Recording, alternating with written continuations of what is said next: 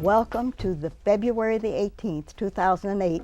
It happened in Grand Prairie, Texas, as we bring you the history of our city and some of the people that are making that very important history even today.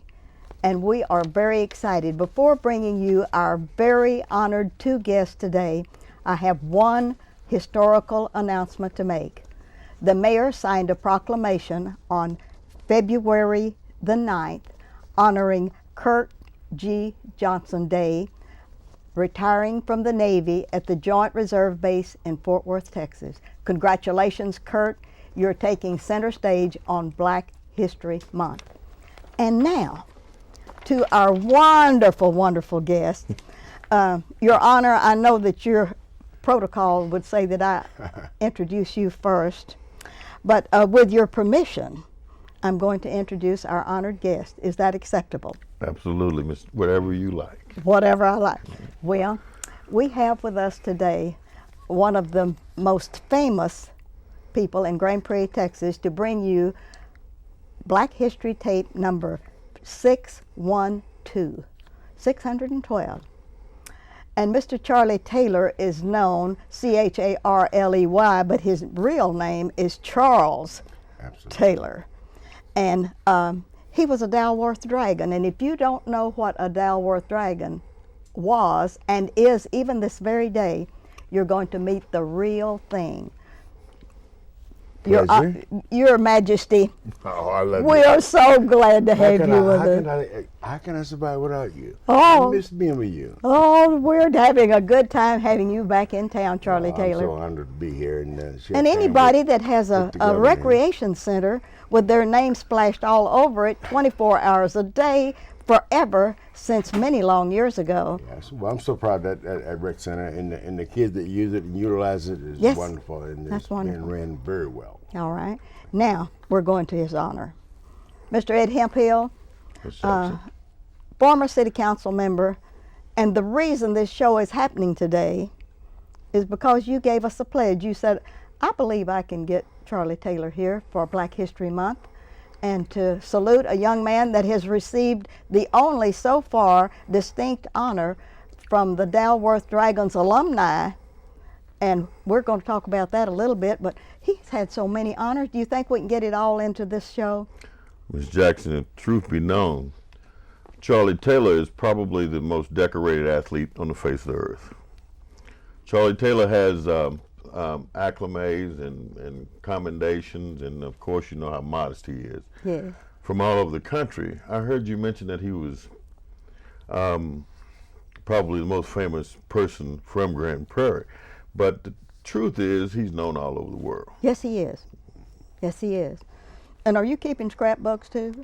Well, yes, my mom is in charge of keeping the family scrapbooks, and she has everything from Charlie leaving town to Charlie marrying Pat to Charlie's children being born, and you know, it's just a Charlie chapter in our scrapbook. Oh, that is wonderful.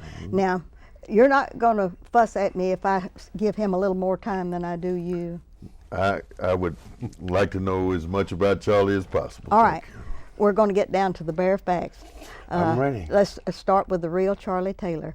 Where were you born?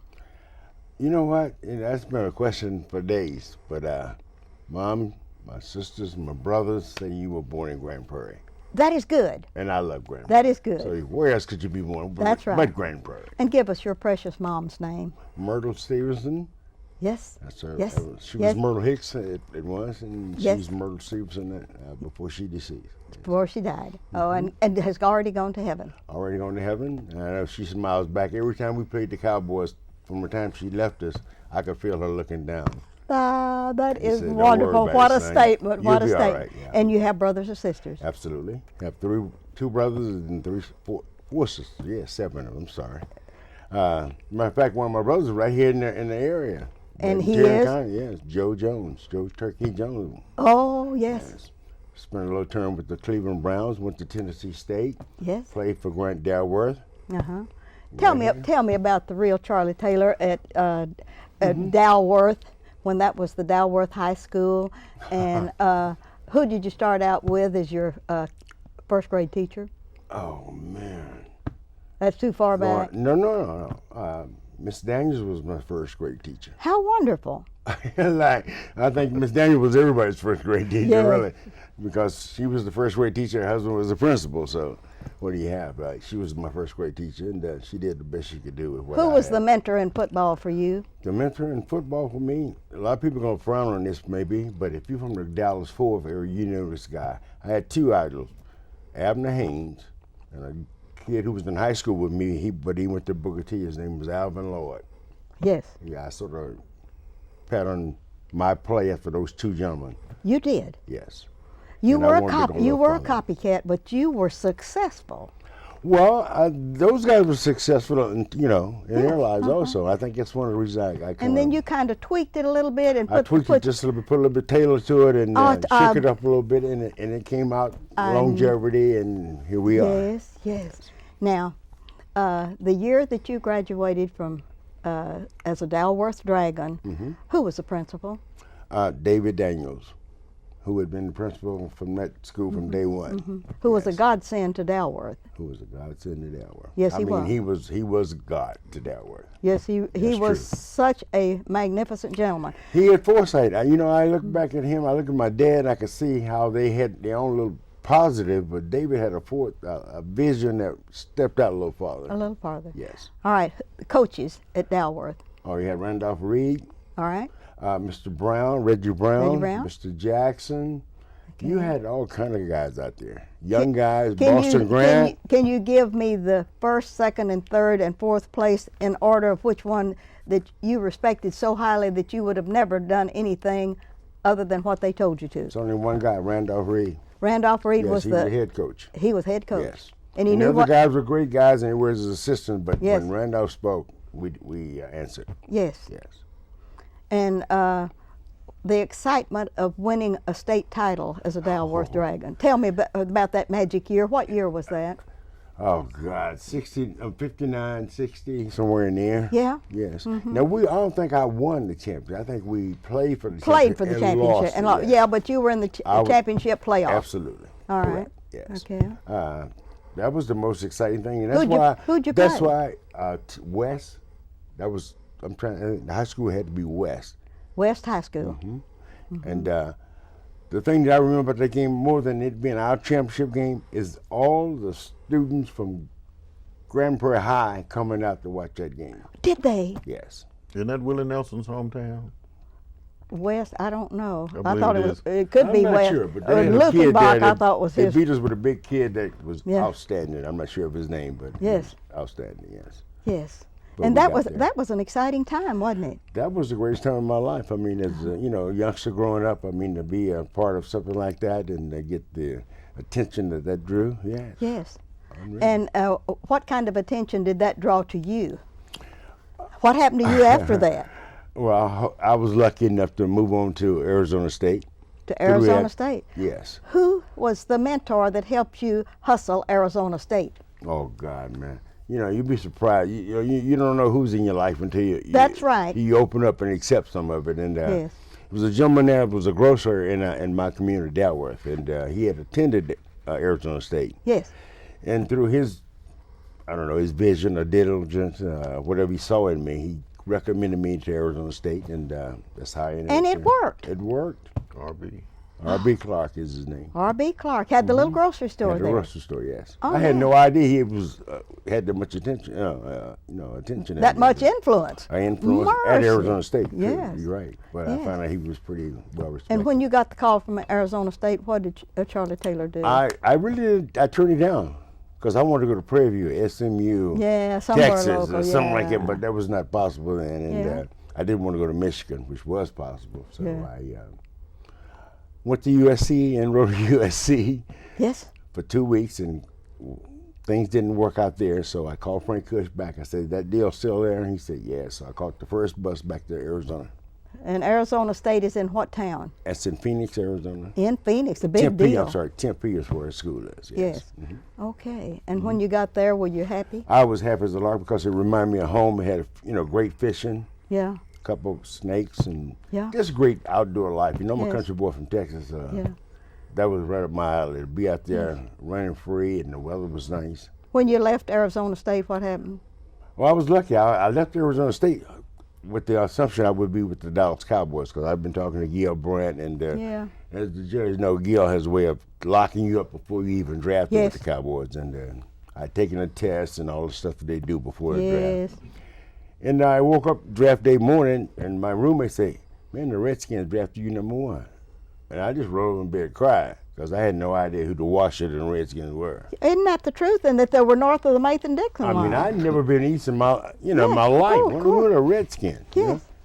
And I just lay there and cried. That's all right. Yeah.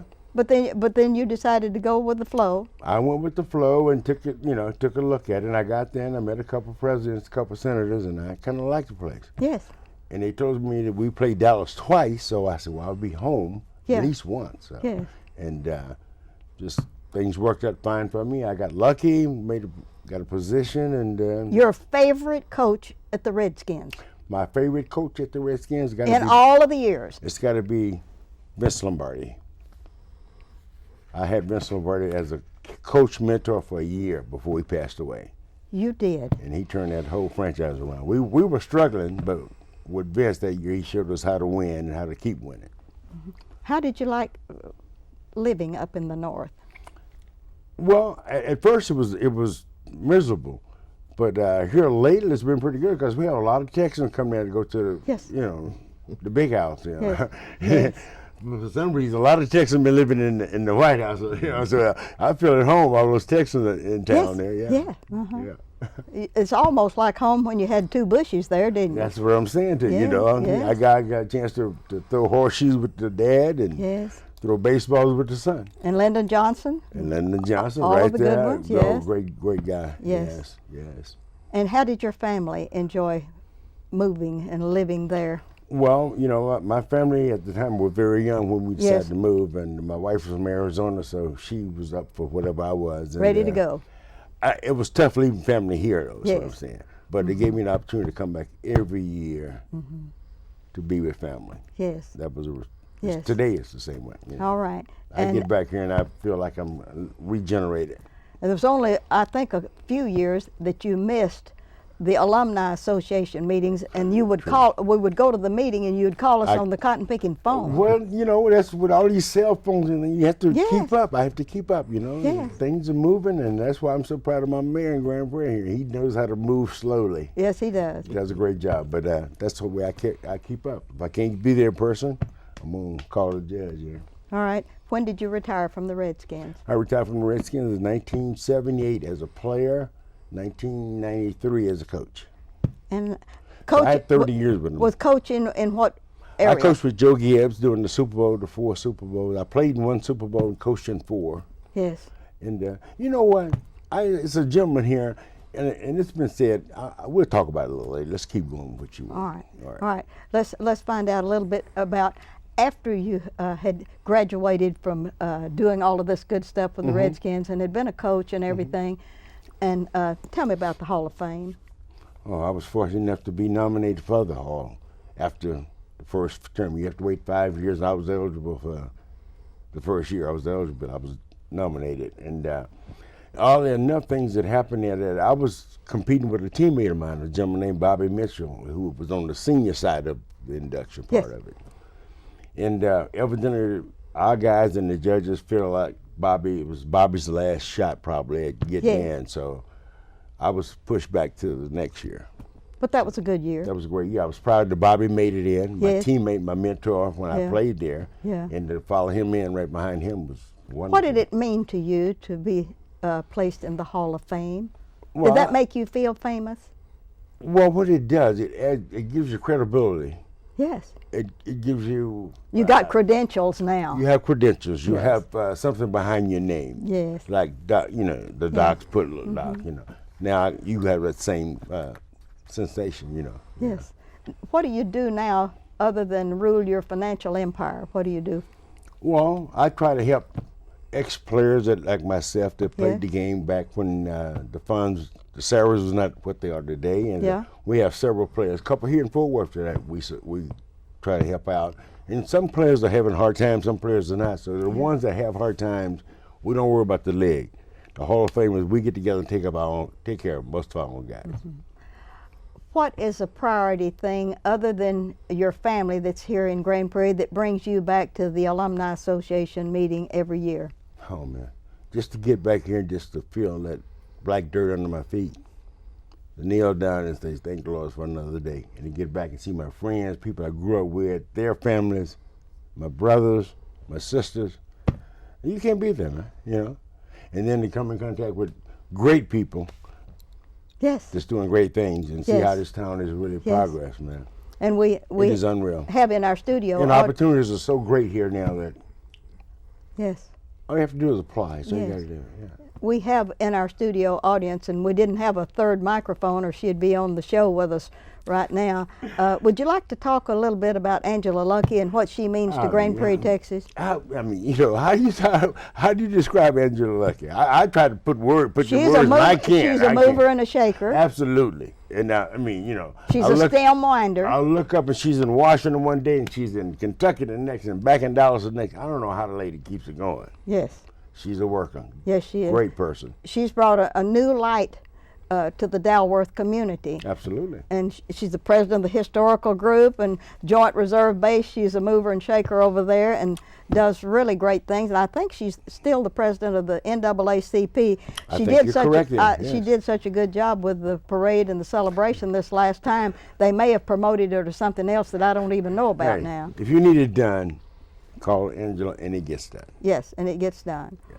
Yes, I know that Dr. Marva Dixon and her husband have been so instrumental in helping me arrange for Black History candidates to be on this show and et cetera. And well, I'm glad. you run in powerful circles, Charlie you Taylor. know what? Because I know powerful people like yourself, love.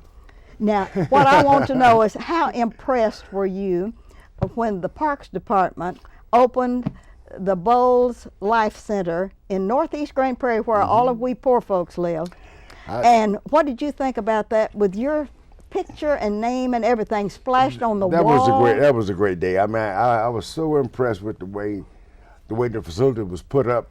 First of all, the way they constructed it, Yes. and what it had to offer.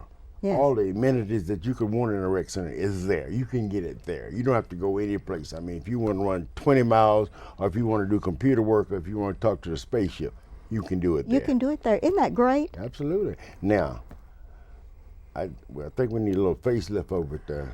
That was going to be my next question. You got the big deal of the day down way off in a place that's not even your own center. That's right.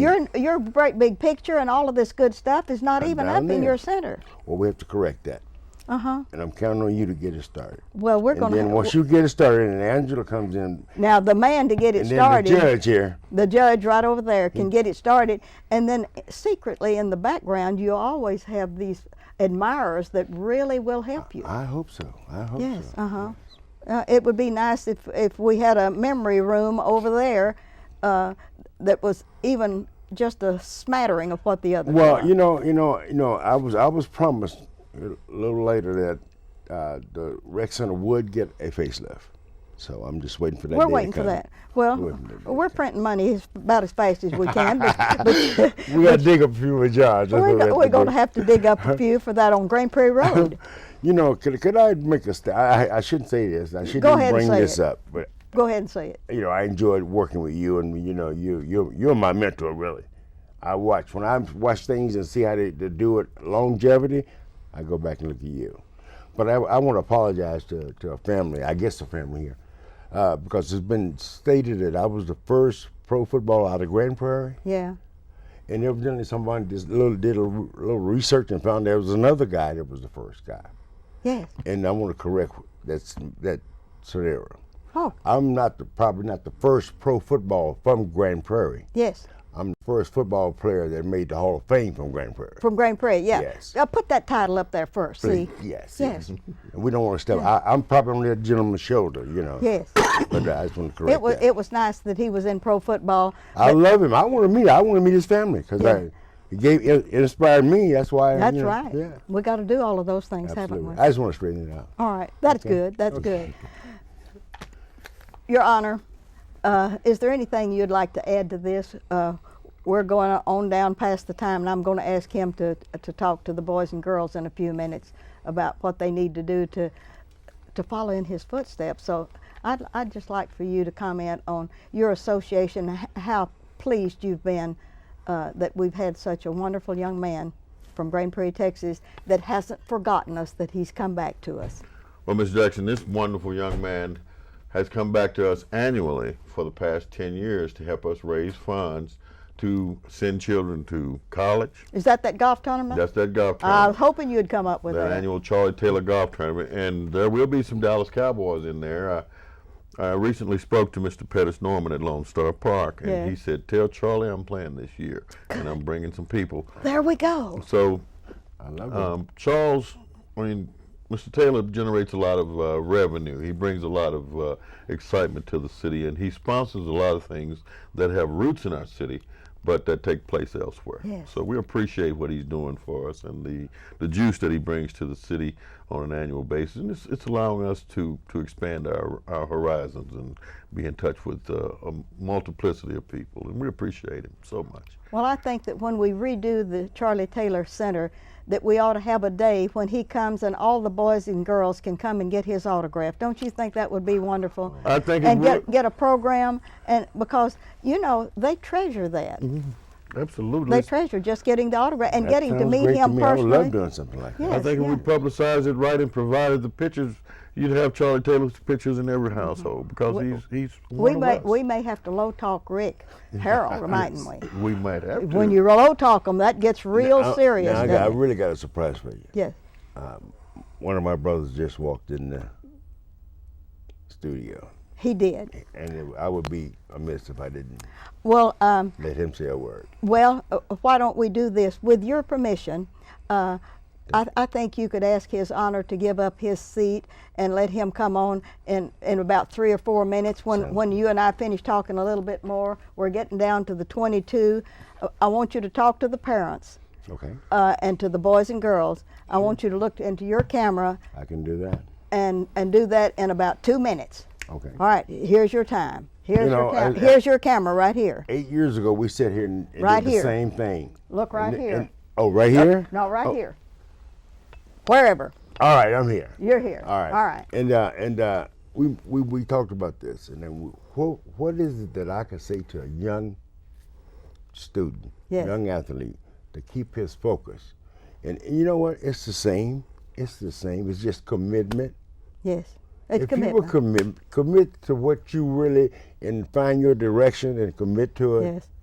that's all it takes. That's all it takes. And the easy way to do that is find out what you're passionate about. Yes. If you got passion, you will not fail Yes. because you love what you're doing. Uh-huh. And if kids would just pick out something they love doing and enjoy doing and do that, master that, Master that one that thing. is the key to it right there. That's wonderful.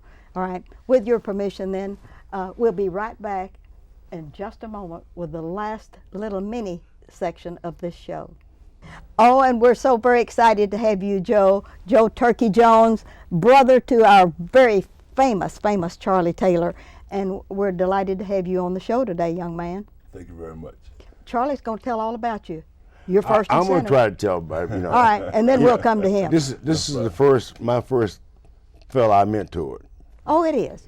I took him in the right direction. He loved what he was doing, and he turned out to be one heck of a football player. Did he go to Dalworth?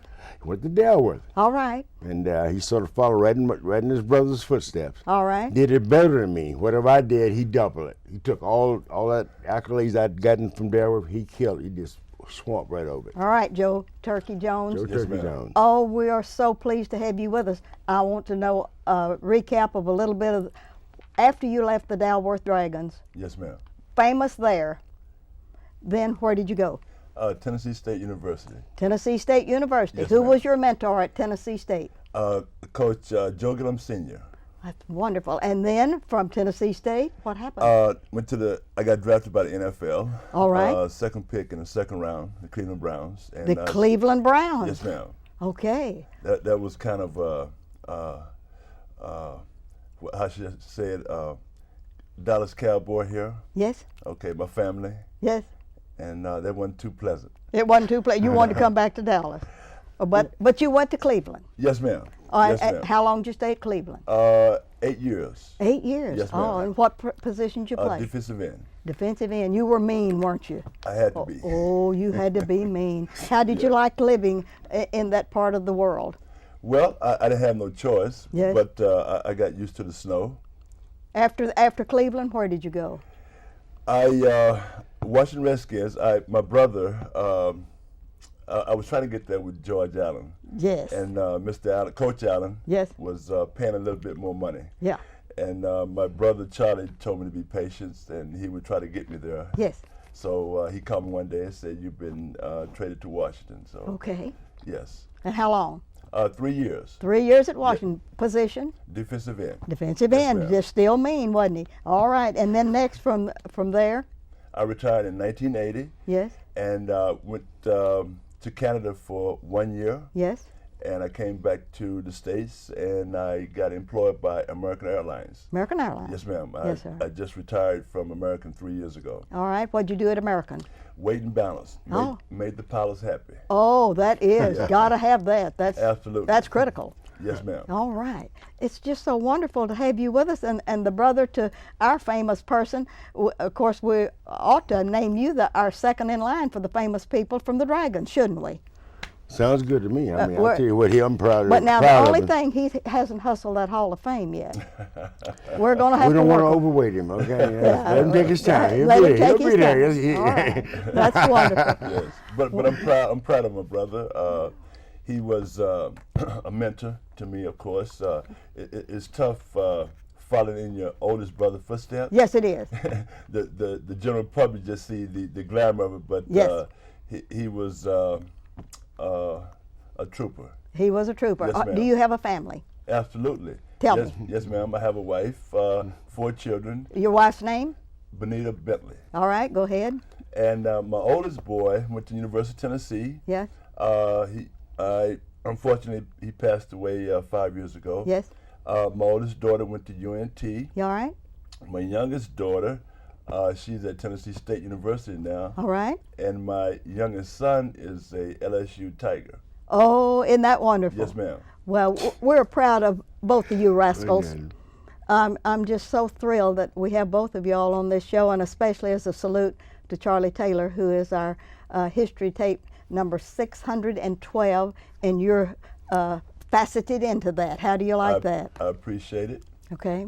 Thank you for having Is there me anything? again. Is there anything that you want to say? You have a half a minute to do it. I just want to say thank you, Grand Prairie. I Thank- love you. Thank you, Grand Prairie, and you do, and they love you. Charlie Taylor, it's an honor and a My delight. lady.